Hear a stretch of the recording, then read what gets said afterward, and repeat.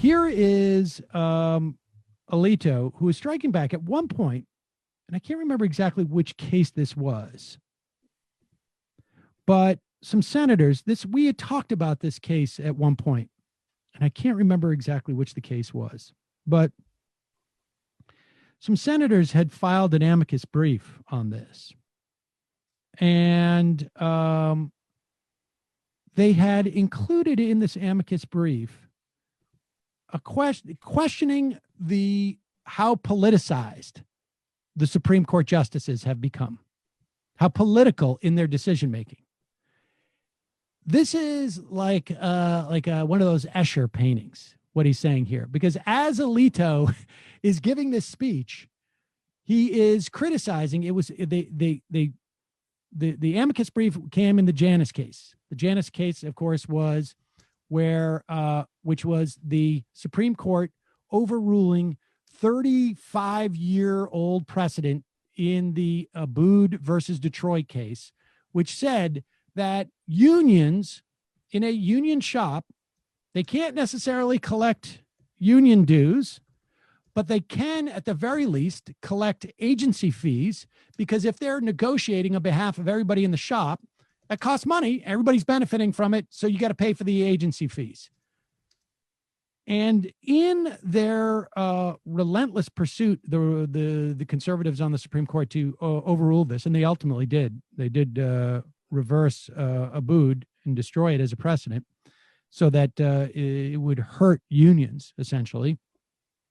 There was half a dozen senators, Whitehouse, Blumenthal, Hirono, Durbin, Gillibrand, may have been one or two more, who filed an amicus brief saying, hey, the court's starting to feel like it's being a little bit political. And if that's the case, then we're going to fix it by political means. There is nothing in the Constitution that says the court should be 9 Supreme Court justices. It was pegged at 9 at a time where there was 9 federal circuit courts.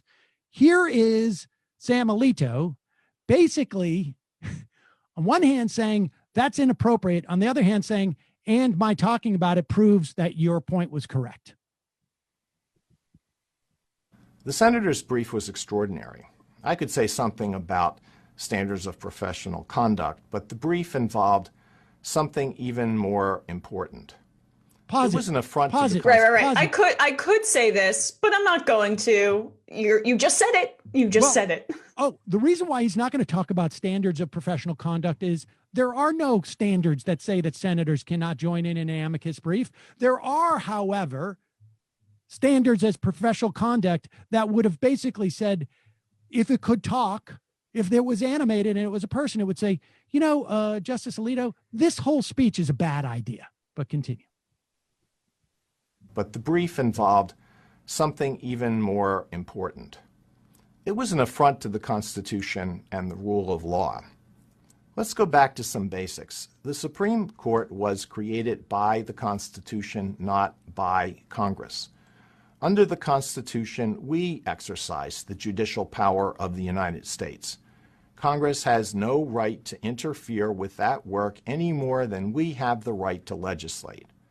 Our obligation is to decide cases based on the law, period. And it is therefore wrong for anybody, including members of Congress, to try to influence our decisions by anything other than legal argumentation. That sort of thing has often happened in countries governed by power, not law. The What are Supreme you Court justice talking from about? one such Wow. place recounted what happened when his court was considering a case that was very important to those in power. He looked out the window and saw a tank pull up and point its gun toward the court. The message was clear: decide the right way, or the courthouse might be, shall we say, restructured. I mean, you can say restructured, but I think what actually the threat was that we're going to kill you. We're going to fire a cannon at you, as opposed to the reason why there are 9 Supreme Court justices is statutory. It is not in the Constitution. Maybe he doesn't realize this. Of course, it was the Constitutional Congress that made the Constitution, but putting that aside too, the bottom line is Congress decides the number of justices, period, end of story. There has never been any difference in that. That has never been There has never been a situation where the court decides how many people on there.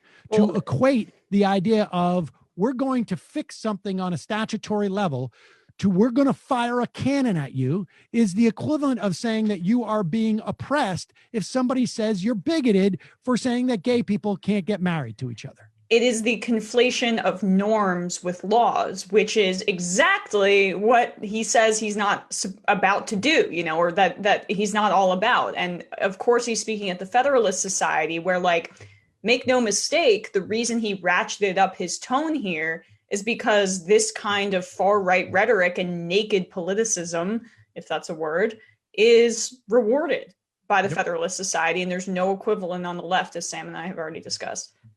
Yeah, sadly. And also, this country is governed by power. Let's be real. Is there any country that's not? There's politics, and then there's power involved. Like, I don't know if people are aware of this, so... Like, the Republicans used their power to get all those reactionaries onto the Supreme Court.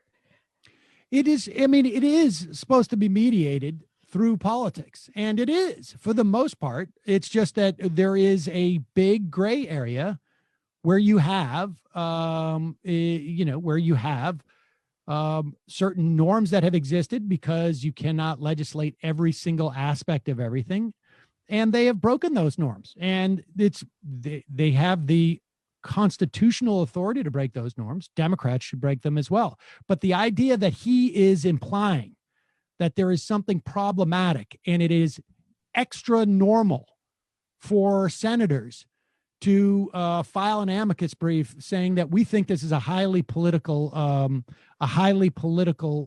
think the court is becoming highly politicized and we're going to react in that way. I mean, John Cornyn, I think it was, sat on the floor of the Senate 10, 12 years ago and talked about how he thought he could understood why there were people out there threatening the lives of federal judges. And do you know what also was about power in politics? The fact that Mitch McConnell completely torpedoed the nomination of Merrick Garland and then forced through Amy Coney Barrett just a few weeks ago. So, like, we're really going to claim that the Democratic senators who expressed concern about the politicization of the court, that's the political, really insidious element here when we're talking about the Senate and how it's behaving. But everything that the Republicans have been doing, I'm not political at all. I'm just concerned about politicization only when it involves an amicus brief that really isn't going to be that consequential, most likely, from Democratic senators. Yeah, this is, it's him being a politician. I mean, that's the whole Alito's whole thing was him basically as he claims he's against politicization. It's like the most maddening hypocrisy ever. But I mean, nobody cares about hypocrisy anymore. Yeah, gaslighting. That's definitely.